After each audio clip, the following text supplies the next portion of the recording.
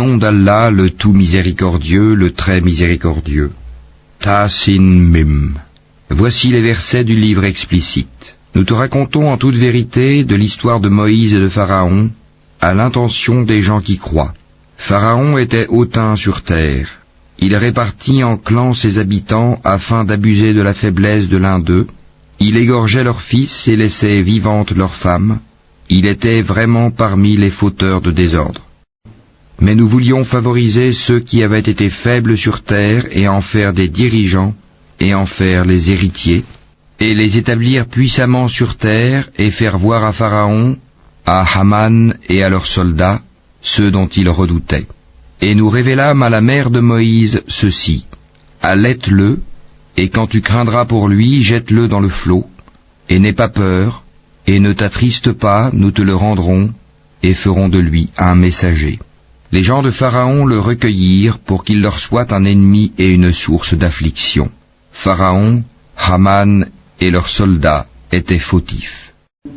Et la femme de Pharaon dit: cet enfant réjouira mon œil et le tien, ne le tuez pas, il pourrait nous être utile, ou le prendrons-nous pour enfant? Et il ne pressentait rien. Et le cœur de la mère de Moïse devint vide. Peu s'en fallut qu'elle ne divulguât tout, si nous n'avions pas renforcé son cœur pour qu'elle restât du nombre des croyants. Elle dit à sa sœur: suis-le. Elle l'aperçut alors de loin sans qu'il ne s'en rende compte. Nous lui avions interdit auparavant le sein des nourrices. Elle, la sœur de Moïse, dit donc: voulez-vous que je vous indique les gens d'une maison qui s'en chargeront pour vous tout en étant bienveillants à son égard? Ainsi, nous le rendîmes à sa mère afin que son œil se réjouisse, qu'elle ne s'affligeât pas, et qu'elle sût que la promesse d'Allah est vraie. Mais la plupart d'entre eux ne savent pas. Et quand il eut atteint sa maturité et sa pleine formation, nous lui donnâmes la faculté de juger et une science. C'est ainsi que nous récompensons les bienfaisants. Il entra dans la ville à un moment d'inattention de ses habitants. Il y trouva deux hommes qui se battaient, l'un était de ses partisans et l'autre de ses adversaires. L'homme de son parti l'appela au secours contre son ennemi. Moïse lui donna un coup de poing qui l'acheva. Moïse dit: cela est l'œuvre du diable, c'est vraiment un ennemi, un égareur évident. Il dit: Seigneur, je me suis fait du tort à moi-même, pardonne-moi. Et il lui pardonna. C'est lui vraiment le pardonneur, le miséricordieux.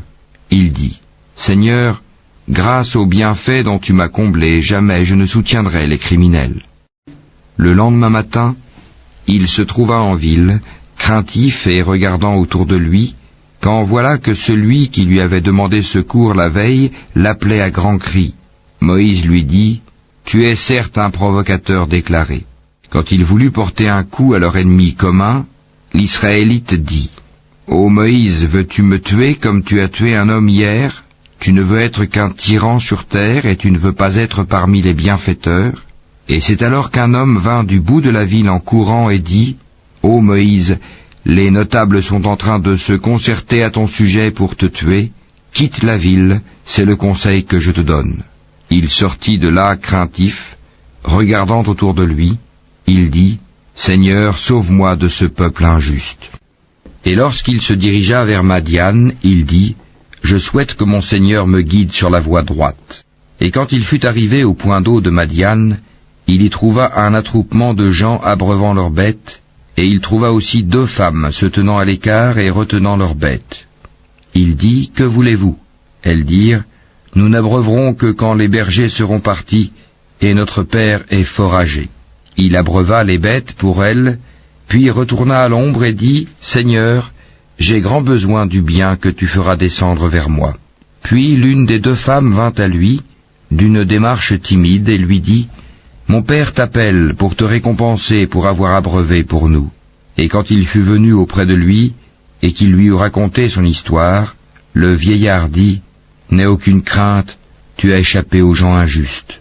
L'une d'elles dit: Ô mon père, engage-le à ton service, moyennant salaire, car le meilleur à engager, c'est celui qui est fort et digne de confiance. Il dit: Je voudrais te marier à l'une de mes deux filles que voici, à condition que tu travailles à mon service durant 8 ans. Si tu achèves 10 années, ce sera de ton bon gré. Je ne veux cependant rien t'imposer d'excessif. Tu me trouveras, si Allah le veut, du nombre des gens de bien. C'est conclu entre toi et moi, dit Moïse, quel que soit celui des deux termes que je m'assigne, il n'y aura nulle pression sur moi, et Allah est garant de ce que nous disons. Puis, lorsque Moïse eut accompli la période convenue et qu'il se mit en route avec sa famille, il vit un feu du côté du mont. Il dit à sa famille, « Demeurez ici, j'ai vu du feu, peut-être vous en apporterai-je une nouvelle ou un tison de feu afin que vous vous réchauffiez. » Puis quand il y arriva, on l'appela du flanc droit de la vallée, dans la place bénie à partir de l'arbre, « Ô Moïse, c'est moi, Allah, le Seigneur de l'univers. » Et « Jette ton bâton. » Puis quand il le vit remuer comme si c'était un serpent, il tourna le dos sans même se retourner. « Ô Moïse, approche et n'aie pas peur, tu es du nombre de ceux qui sont en sécurité. Introduis ta main dans l'ouverture de ta tunique, elle sortira blanche sans aucun mal, et serre ton bras contre toi pour ne pas avoir peur. Voilà donc deux preuves de ton Seigneur pour Pharaon et ses notables. Ce sont vraiment des gens pervers. Seigneur, dit Moïse, j'ai tué un des leurs et je crains qu'il ne me tue. Mais Aaron, mon frère, est plus éloquent que moi. Envoie-le donc avec moi comme auxiliaire pour déclarer ma véracité. Je crains vraiment qu'il ne me traite de menteur. Allah dit, nous allons par ton frère fortifier ton bras et vous donner des arguments irréfutables. Ils ne sauront vous atteindre grâce à nos signes, nos miracles. Vous deux et ceux qui vous suivront seront les vainqueurs.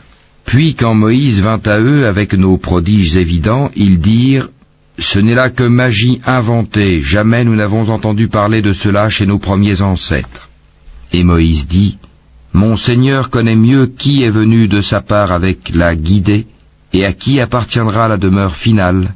Vraiment, les injustes ne réussiront pas. Et Pharaon dit, ô notables, je ne connais pas de divinité pour vous autre que moi. Haman, allume-moi du feu sur l'argile, puis construis-moi une tour, peut-être alors monterai-je jusqu'au Dieu de Moïse. Je pense plutôt qu'il est du nombre des menteurs. Et il s'enfla d'orgueil sur terre, ainsi que ses soldats, sans aucun droit, et ils pensèrent qu'ils ne seraient pas ramenés vers nous. Nous le saisîmes donc, ainsi que ses soldats, et les jetâmes dans le flot. Regarde donc ce qu'il est advenu des injustes.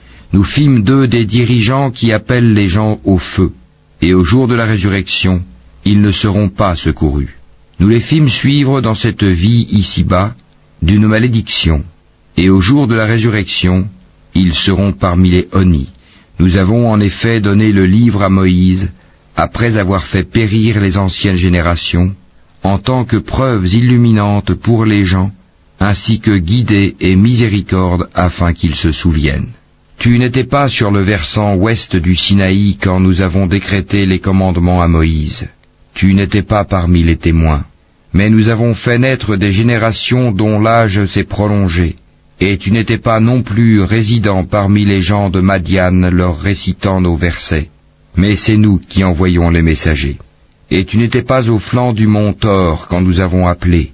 Mais tu es venu comme une miséricorde de ton Seigneur pour avertir un peuple à qui nul avertisseur avant toi n'est venu, afin qu'ils se souviennent. Si un malheur les atteignait en rétribution de ceux que leurs propres mains avaient préparés, ils diraient, « Seigneur, pourquoi ne nous as-tu pas envoyé un messager ?» Nous aurions alors suivi tes versets, et nous aurions été croyants. Mais quand la vérité leur est venue de notre part, ils ont dit, si seulement il avait reçu la même chose que Moïse, est-ce qu'ils n'ont pas nié ce qui auparavant fut apporté à Moïse? Ils dirent, deux magies se sont mutuellement soutenues. Et ils dirent, nous n'avons foi en aucune. Dis-leur, apportez donc un livre venant d'Allah qui soit meilleur guide que ces deux-là, et je le suivrai si vous êtes véridiques. Mais s'ils ne te répondent pas, sache alors que c'est seulement leur passion qu'ils suivent, et qui est plus égaré que celui qui suit sa passion sans une guidée d'Allah. Allah vraiment ne guide pas les gens injustes. Nous leur avons déjà exposé la parole, le Coran, afin qu'ils se souviennent. Ceux à qui, avant lui, le Coran, nous avons apporté le livre, y croient. Et quand on le leur récite, ils disent, Nous y croyons, ceci est bien la vérité émanant de notre Seigneur, déjà avant son arrivée nous étions soumis. Voilà ceux qui recevront 2 fois leur récompense pour leur endurance, pour avoir répondu au mal par le bien, et pour avoir dépensé de ce que nous leur avons attribué. Et quand ils entendent des futilités, ils s'en détournent et disent « À nous nos actions et à vous les vôtres, paix sur vous, nous ne recherchons pas les ignorants. » Toi, Mohammed, ne dirige pas celui que tu aimes, mais c'est Allah qui guide qui il veut. Il connaît mieux cependant les bien guidés. Et ils dirent, si nous suivons avec toi la bonne voie, on nous arrachera de notre terre. Ne les avons-nous pas établis dans une enceinte sacrée, sûre, vers laquelle des produits de toutes sortes sont apportés comme attribution de notre part? Mais la plupart d'entre eux ne savent pas. Et combien avons-nous fait périr de cités qui étaient ingrates alors que leurs habitants vivaient dans l'abondance? Et voilà qu'après eux leurs demeures ne sont que très peu habitées, et c'est nous qui en fûmes l'héritier. Ton Seigneur ne fait pas périr des cités avant d'avoir envoyé dans leur métropole un messager pour leur réciter nos versets.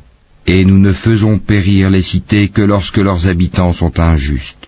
Tout ce qui vous a été donné est la jouissance éphémère de la vie ici-bas et sa parure, alors que ce qui est auprès d'Allah est meilleur et plus durable. Ne comprenez-vous donc pas? Celui à qui nous avons fait une belle promesse dont il verra l'accomplissement, est-il comparable à celui à qui nous avons accordé la jouissance de la vie présente et qui sera ensuite, le jour de la résurrection, de ceux qui comparaîtront devant nous? Et le jour où il les appellera, il dira, « Où sont ceux que vous prétendiez être mes associés ?» Ceux contre qui la parole se réalisera diront, « Voici, Seigneur, ceux que nous avons séduits. Nous les avons séduits comme nous nous sommes dévoyés nous-mêmes. Nous les désavouons devant toi. Ce n'est pas nous qu'ils adoraient. » Et on leur dira, « Appelez vos associés. » Ils les appelleront, mais ceux-ci ne leur répondront pas. Quand ils verront le châtiment, ils désireront alors avoir suivi le chemin droit dans la vie d'ici-bas.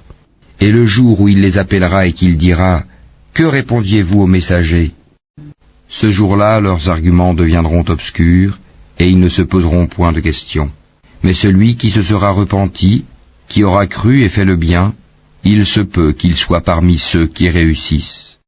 Ton Seigneur crée ce qu'il veut, et il choisit. Il ne leur a jamais appartenu de choisir. Gloire à Allah, il transcende ceux qu'ils associent à lui. Ton Seigneur sait ce que cache leur poitrine et ce qu'ils divulguent. C'est lui Allah, pas de divinité à part lui. À lui la louange ici-bas comme dans l'au-delà. À lui appartient le jugement, et vers lui vous serez ramenés. Dis, que diriez-vous si Allah vous assignait la nuit en permanence jusqu'au jour de la résurrection? Quelle divinité autre qu'Allah pourrait vous apporter une lumière? N'entendez-vous donc pas? Dis, que diriez-vous si Allah vous assignait le jour en permanence jusqu'au jour de la résurrection? Quelle divinité autre qu'Allah pourrait vous apporter une nuit durant laquelle vous reposeriez? N'observez-vous donc pas? C'est de par sa miséricorde qu'il vous a assigné la nuit et le jour, pour que vous vous y reposiez et cherchiez de sa grâce, et afin que vous soyez reconnaissants. Et le jour où il les appellera, il dira, « Où sont ceux que vous prétendiez être mes associés ?» Cependant nous ferons sortir de chaque communauté un témoin, puis nous dirons, « Apportez votre preuve décisive. » Ils sauront alors que la vérité est à Allah, et que ce qu'ils avaient inventé les a abandonnés. En vérité, Corée, Karun, était du peuple de Moïse, mais il était empli de violence envers eux. Nous lui avions donné des trésors dont les clés pesaient lourd à toute une bande de gens forts. Son peuple lui dit, « Ne te réjouis point, car Allah n'aime pas les arrogants. Et recherche à travers ce qu'Allah t'a donné la demeure dernière. Et n'oublie pas ta part en cette vie. Et sois bienfaisant comme Allah a été bienfaisant envers toi. Et ne recherche pas la corruption sur terre, car Allah n'aime point les corrupteurs. » Il dit, « C'est par une science que je possède que ceci m'est venu. Ne savait-il pas qu'avant lui, Allah avait fait périr des générations supérieures à lui en force et plus riches en biens? Et les criminels ne seront pas interrogés sur leurs péchés? Il sortit à son peuple dans tout son apparat. Ceux qui aimaient la vie présente dirent, si seulement nous avions comme ce qui a été donné à Corée, il a été doté, certes, d'une immense fortune, tandis que ceux auxquels le savoir a été donné dirent, malheur à vous, la récompense d'Allah est meilleure pour celui qui croit et fait le bien, mais elle ne sera reçue que par ceux qui endurent. Nous fîmes donc que la terre l'engloutit, lui et sa maison, aucun clan en dehors d'Allah ne fut là pour le secourir, et il ne put se secourir lui-même. Et ceux qui, la veille, souhaitaient d'être à sa place, se mirent à dire, « Ah, il est vrai qu'Allah augmente la part de qui il veut parmi ses serviteurs ou la restreint. Si Allah ne nous avait pas favorisés, il nous aurait certainement fait engloutir. Ah, il est vrai que ceux qui ne croient pas ne réussissent pas. Cette demeure dernière, nous la réservons à ceux qui ne recherchent ni à s'élever sur terre, ni à y semer la corruption. Cependant, l'heureuse fin appartient aux pieux. Quiconque viendra avec le bien aura meilleur que cela encore, et quiconque viendra avec le mal, qu'il sache que ceux qui commettront des méfaits ne seront rétribués que selon ce qu'ils ont commis. Celui qui t'a prescrit le Coran te ramènera certainement là où tu souhaites retourner. Dis, mon Seigneur connaît mieux celui qui a apporté la guidée et celui qui est dans un égarement évident. Tu n'espérais nullement que le livre te serait révélé. Ceci n'a été que par une miséricorde de ton Seigneur.